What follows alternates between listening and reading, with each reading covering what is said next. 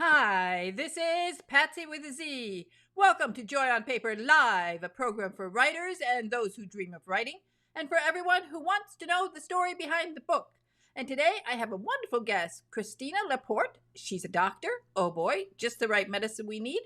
And her series is a minor and multiple medical series. And this is book 2, Change of Heart. Hi, CRISTINA. Hi, thank you for having me. Well, I'm so happy because I love medical thrillers. When I was young, I started working in a hospital when I was 14 years old. I just love the hospital atmosphere. For anyone who's ever worked in a hospital at night, it's really special. I love working in the hospital at night. Your series is just the kind of thing I love. One of my very first guests on the radio program almost 10 years ago was Robin Cook, who is really Wow, the grandfather of medical absolutely. mysteries. Uh, and now you're keeping up that tradition, writing a very thrilling series. Yes, I started to write actually a little late in my life. I was in my 40s and I was like in a midlife crisis as a doctor when I came across a book about the art of fiction, and I fell in love with writing because you can create your own world and make up your own characters and make anything you want happen. And of course, as background, I chose the world I knew, which was the medical world. And if you think about it, it's great for thrillers because we deal with life or death every day, and we have a pressure of time. And we need to be able to put everything together in a whole as a doctor to make a diagnosis and as an author to create a mystery. So there are a lot of overlaps. Well, it is fun. I think it's wonderful to start writing a little later in life because starting to write novels when you're 20 years old, you haven't lived, you don't have enough background. But boy, of course, you were busy for those years. Yes. You studied medicine here in the States and you became a cardiologist. Yes, I practiced internal medicine for 20 years. And then in my 40s, I decided that I wanted to do something more. And went into a cardiology fellowship at that age because cardiology was my favorite specialty. And a very difficult specialty. But tell us about change of heart and really about the whole idea of heart transplants. The book starts with a mystery. The number of heart transplants in New York City is skyrocketing, and the doctor should be happy about it because there's a shortage of heart and everything. But the problem is that the reason the heart transplant number is going up is because the suicide number is going up. And the people commit suicide right in front of the hospital so that their heart can be harvested. Not only that, but they have a special technique. They shoot themselves in their head and they are avoiding the area of the brain that is in charge of keeping the heart beating so that they destroy their brain, but the heart keeps on beating. And so this is the mystery at the onset because all this started after there was an alleged hacking of medical records by a New York City mobster. And the solution of the mystery, of course, comes at the end with a big twist. And you're going to have to read the book in order to figure that one out. And it is a big twist indeed. Now, of course, when you started this, you knew you were going to write a series. Actually, it developed slowly from the fact that I could not say goodbye to my characters of the other book. And I hope it happens the same to the readers. You read a book, you like it so much, and you're sad at the end, you have to leave this character. So it happened to me as a writer. And that's how the series developed. I wanted to keep Mulville and Minor because I really like those two characters. And then I picked a minor character from my prior book, Dissection. She was just a young woman, a clerk in a hospital who helped Mulville preventing World War III and save the world in Dissection. And I made her the protagonist of Change of Heart. So she's the young FBI agent, cybercrime specialist. And she's But a that's how the probie. series developed. Yeah, she's a probie. She's new. She wants to prove herself. And it's so wonderful when a character grabs you and you just have to keep them going. And you're right. I think everyone who reads this will enjoy the characters. And that's really the heart of a good story. You Right. need to have characters that people will care about. So Yeah. when you first sat down, which character came to you first and how did you then go from one to another? Yes. Kurt Miner came first because he was actually the protagonist of my very first book I wrote, which is not the one that got published. But I kept on writing as I was trying to get published, finding an agent, finding a publisher. And Kurt Miner came first, and he's a very special private investigator because he has a strange medical knowledge. And this medical knowledge is almost like he has in his brain Sherlock Holmes and Dr. Watson at once. And the story of Kurt Miner actually will come out as a prequel in 2026 with a book named Dying to Remember. The second character was Mulville, and he is a gruff, self-centered, constantly cursing, but at the end of Dissection, he becomes a hero. So he has a big arc as a character. And he's the one who's mentoring Bloom. He is almost treating her like a daughter, which is in itself is a big problem for somebody who's trying to get in the field as an FBI agent. So there is a big conflict with the two characters in Change of Heart, because he wants to protect her, but she wants to be in the field. And on top of everything, she has some heart symptoms who are threatening her career and threatening her life. And on top of everything, she's falling in love with a heart doctor. And she has to keep that from a heart doctor, a heart condition. So the whole thing is intertwined with the romance and the thriller, which makes it increase in the tension throughout the book. You certainly do increase attention. I really love Charlotte. I think she's great. There is just something so special about working in a hospital. It is. Isn't it? Yes, it requires a certain inner strength and everything, because you are exposed to all these terrible things sometimes. And you, at the same time, you have to keep compassion, but at the same time, you have to keep on working. I was a medical cardiologist. I didn't do surgery. Yes, I didn't perform surgery, but I certainly refer people for surgery. And I was in the OR while they were having surgery at times. You've touched on a subject that is really important because it's very intense right now around the world. There are people who need heart transplants, and there are people who are selling hearts. This is a big business now. The part that is bad is the illegal part. I think that if we had more hearts, then all these illegal practices would go away. The organ trafficking is terrible. In 2023, they have calculated that the $1.7 billion exchange of hand because of organ trafficking, which is a terrible thing. Now, there would be way to increase the number. There are ways to increase the number of heart transplants that could actually diminish the illegal practices. For example, they should consider compensating legally the donors and the family of the donors. Keep in mind, of course, that the most important thing is the gravity of the illness, the allocation according to gene makeup and everything. But that nowadays is considered unethical, and it is illegal to compensate for organs, while it's legal, for example, to compensate for eggs or sperm. So I don't see why they wouldn't consider that would increase the number of organs in a legal way instead of allowing for black market. Probably, I would think that if you had a relative who didn't like you, you never know. So I can see why. Well, you can consider something bad for everything that's good, of course. Yeah, exactly. And I don't know what the percentage is of people who have donor cards. The percentage is fairly high, but then the last word, I think, belongs to the family. And I think we would have probably more in certain state. If you do not have something in writing that you don't want to donate, you're considered a donor. But again, the family is saying. But in the United States, unless you check that dot, you're not considered a donor unless you made it clear that you want to donate. You were born in Italy, in Bologna. Yes, Bologna. A beautiful city. How old were you when you came to the States? I came after medical school. I went to medical school in Bologna, the oldest university in the world, I think. And then I came to do my specialty in the United States, in New York. And then later on, when I went into cardiology, I was in Los Angeles at UCLA VA hospital.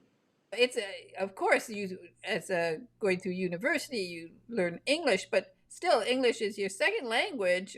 I don't know, maybe you have a few others before, but to write so well and so beautifully in English. And how did you get, you are now a top class writer. This is really fine writing. Thank you very much. Yeah, it was a journey. When I came, I barely spoke English. Of course, I learned the language as I worked, and I started working after 20 years that I was in the United States. I started writing after 20 years I was here, but I had no formal training in writing, so I had to have a writing coach to work with me for 3 long years, going over my very first attempt to write a novel. And I was getting this red marks, 100 page, and it's nothing is happening, something like that. Like I was back in school, and then I had several editors who really helped me to shape my books. I had always good stories. The stories never really changed much, and the characters never changed much. But the technique, the writing technique, I had to learn how you do dialogue, the persons, the first person, the third person, things that when you read a book you don't really care about, but if you want to write and publish, you absolutely should know. Most Americans can write well in English. Very few, I'm sure, could write well in Italian. But it must be thrilling for you. Has your book been translated into Italian yet? This was interesting. My first book, Dissection, we had AI translating it. And when I read it, it was terrible. Oh yeah, it There would be were so terrible. many. So, first of all, the verbs. In Italian, the verbs are very difficult. They're very complicated, much more complicated than in English. It's almost like Latin with ends different. And also in Italian, when you write, you use different tense than when you actually speak. So the dialogue is different than when you write. So the whole thing the computer didn't get. And so I actually went through and corrected it. And even then, I had to have my Italian cousin, who was a professor of letter in Italy, who actually went through again. And now it's available on Amazon, in Italian Amazon. Oh, that's exciting for you and Isn't it exciting? for all your family back home. Yes, So they did you go finally for can a book read it. signing for the first book? Did you go back to Italy for a book signing? They have to publish it as a paper book, but which hasn't been done yet.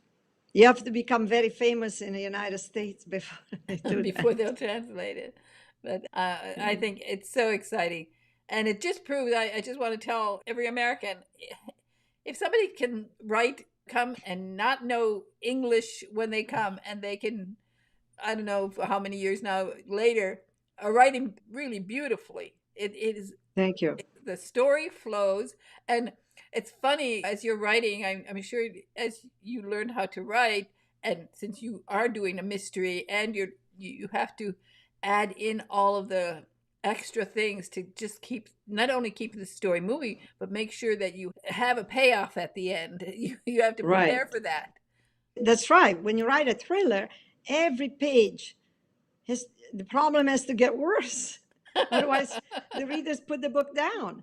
Yeah, you have to keep the readers at the edge of their seat, so the stake have to get higher and higher. And then at the end, you have to solve the mess you created, which sometimes is hard because you have to make sure that the reader thinks the solution is almost impossible.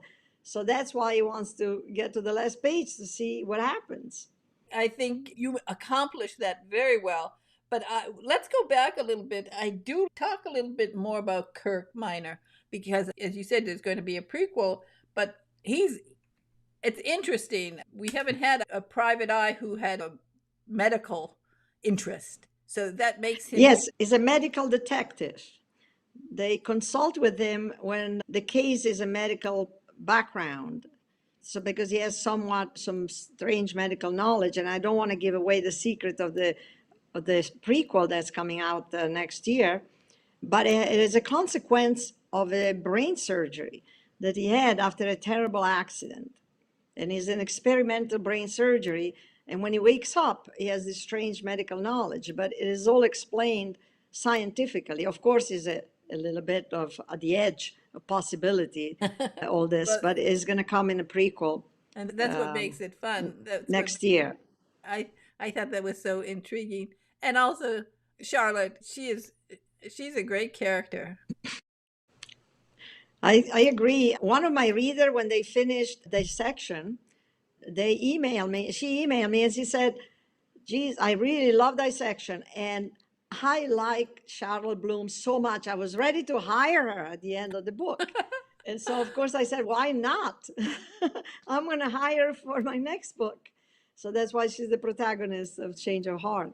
It is always a compliment when readers tell you the characters that they like, the characters that they Yes, remember, because so often people will read a book and they don't remember the characters. They finish it, and a few days later they barely remember the names. right. But if they That's remember a true. character, it means you Yes. really hit the right chord. Yeah, that meant a lot. With both the first book and now this book, you have some book signings. What's your best fan experience, the fans that you've met? The best thing is actually book clubs because they have read the book. And so I had wonderful experience with my other book, The Dissection. I had many book clubs where I actually showed up in person, and some of them I can do on Zoom. So if anybody's interested, I love to do that. People read the book, and then I show up, and then we can talk about it without any fear of spoilers because they read the book already. It's really wonderful because I put so much work into this, and it's so satisfying. It's a big satisfaction to know that people actually read what I wrote. It is exciting to have that feedback from the reader, to get to meet Yes, them, to get to talk to them. You learn so much. And absolutely. I'm learning for the future books. exactly. Now, have you gone to any of the major conventions yet? The thriller conventions, book Yes, like I was in BookCon? Okay. Thriller Fest in New York, and I was on a panel. I talked a little bit about my first book. The other one wasn't out yet. And so that was the major one. And I'm going to do a presentation at the World Women in Medicine World Association in April in a meeting in Boston. So I'm very excited about that. Are you planning to do BoucherCon this year? BusherCon, you Yeah, said? Yes, BoucherCon. I'm not sure. I have to see what's on my schedule. I went to BusherCon before I got an agent, and I really enjoy that. I might be there this year. I haven't Oh, decided great. because I'll I'd let you love to. know if I go. Yes, Yeah, you that's must. wonderful. So, talking about an agent, how did you get an agent? It was a journey, a very long journey. I really tried very hard after I went through the book with my coach, and we sent it that was the very first book. We sent it to many agents. I find out that the easy part was writing the book. And the difficult part was getting published. It was the most difficult thing I've done in my life. Perhaps not the most important one, but probably the most difficult, even worse than medical school and everything, I can tell you. It took me 8 years of serious work. And I got hundreds of rejections. And some of the rejections were the funniest thing you've ever heard. For example, this book is too male. What does that mean? That your husband can read it without throwing up? I thought it was a compliment. it's just, it's just what does that mean to male? That is not full of little fuzzy things, and or for example, too many curses. Too many curses. So I said, okay. So I said, okay, I'll take care of it. I search all the words, the 4-letter words starting with S and F. I eliminate them all, send it back. There's still too many curses. I said, but like what? I said, there is darn, there is hell. So those are the adventures of getting rejected. What you had to I got do one there. rejection.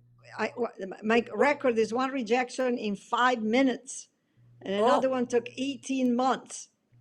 And I already had an agent and everything. So he came back, and 18 months later, I said, you can make 2 babies in 18 months. oh, that's good. That's very good. The solution But really then, was you should have put all the bad words in Italian, I and know, right? they would have So let you get then, away with it. yeah. So then I was almost ready to give up and just self publish, but it terrified me because I didn't know where to begin to self publish. And I came across to this advertisement, a coach to get an agent. Now somebody's making a living doing that. Can you imagine how desperate we are to get published? But he actually knew. He took my query. The only thing he did, he took my query and he reshuffled. And I got 10 requests for manuscript on a reshuffled query. It's insane. And then I got an agent out of that. But because I had an editor for Dissection who was very good, it was Bill Thompson, and he had launched Grisham and King. It was an incredible editor that it was working for their publishing company, and then it was just offering services. He was retired, and he loved my book. And so a high power editor telling me that this is a good book, it was really comforting. And so he kept me going, but I had to get up and brush myself and get up. Oh yeah. It was hard. It was very hard. It's hard. That's what I'm saying, that you've accomplished so much. And the beautiful thing is, what's wonderful, and I really think it's so great, is your writing is so good and it's so cinematic. It is cinematic writing. It would be so I hope much we fun. can get a movie. Oh, you're going to have I a really do. series. I believe you're going to have a series. It's because the characters are different. They're not the standard characters. I like their personalities, and it's something different because so many of the series are the same thing over and over, and the one girl and the one guy and then the blah blah blah blah blah. Right. And then, but this has depth. There's depth to Thank your you. stories, and multi-layered, so that it would be just fun for somebody, for a script writer to adapt it for a series. Yeah. I want to see you on Netflix or Prime Video. Me because, too. We're trying. yeah, If you have any connection, I'm open to suggest. I am always, when I adapted some books for film. Wonderful. That was what I did. Now, 3 of my own scripts were picked up in Hollywood, but they go Wow, into turnaround. great. This is a terrible thing. You live and learn. But your series, it's just ideal. I Well, thank predict you. we're gonna see it in a few years. We're gonna see it because you can come out with enough stories. They could start with the first one, which by the way is an exciting story. That is, I did not expect what was going to happen. I was really Well, that's great. I was taken aback. Like I didn't know. I didn't know what was going to happen in Dissection. It's just, I thought that was a great story. The whole, when we're talking about an arc, you're taking us up, and then you near the end, it's getting more and more tense. It's so good, and again, cinematic, perfectly cinematic. Thank you. Yeah, I think you're headed in the right direction. It's going to be lots of fun to watch your career. The best thing is for people to learn that it's never too late to start. If you have a dream, That is true. if you have something you want to do, just do it and don't give up. You Yes. didn't give up. Like last year, I spoke to a writer and he got 8 rejections. 8. Wow. He gave up. He gave up. That's it. And I Yeah. said to him, that's crazy. Your book is really good. There's no reason to give up at 8. 8 is nothing, right? It's. I think you're an inspiration, really, on so many levels. Well, thank you. That you're writing in English, which is not your native language, that you start later in life, and then that you come out with really clever ideas, really. Because Change of Heart is not a simple story where it's just, oh, somebody's going to buy a heart and whatever. You have all this other layers in it, to this whole idea of people shooting themselves in front of a hospital. All of this, Yeah. that shocked me. I tell you, Yeah. oh. Well, thank you. Poor Amy. Just so many things with this book are just wonderful. And I hope that people will get it. I think they will love it. What did you like you read in English. So what kind of books did you start reading in English? Robin Cook obviously is the father of medical thrillers, so I read almost all his books. And then I also like the thriller genre in general. I really like Lee Child. He was nice enough to give me a blurb for which is on the cover of my Dissection. And then Tex Garrison, and I met her at the Thriller Fest, and she blurbed Change of Heart. So I read those, and I read Connolly, Baldacci. Another Italian. I mostly read Baldacci. thrillers. Baldacci, another Italian. His heritage is back in a village in Italy. I can't remember the name of it, but they have a Baldacci Day over there. Oh, So, really? so I didn't maybe realize he was actually born in Italy. no, he wasn't born in Italy. He was born in His America, but family. his family is. So he went there, and they have like They have a Baldacci Baldacci Day. Day. So at some point, they're going to have a day for you in Bologna. Which, by the way, Oh, great. That'd be great. if people haven't been there, they really should go. It is a remarkable city. I'm actually writing a book which background is in Bologna Ah, with Kurt Miner that flies oh, there. oh, I'm gonna love that. I'm gonna love that because I'm writing it now. oh, that's fantastic. It's funny. I've been working on a book for a long time, years and years, but the character actually visits Bologna. So, and this is back in Oh, 1875. So it's very. So I've done some work on that too. So great. it's a great city. I think you're just so impressive, and I love the story. I love the way you write, and you've done a wonderful job. So people can go to your website, which is Christina, right? I got it right? Yes. Yeah. And A. Laporte, and they can find out more about you there. And I love the idea of book clubs, and I'm sure you have a link there where people can contact you and Yes. invite you to do a Zoom or an in-person one.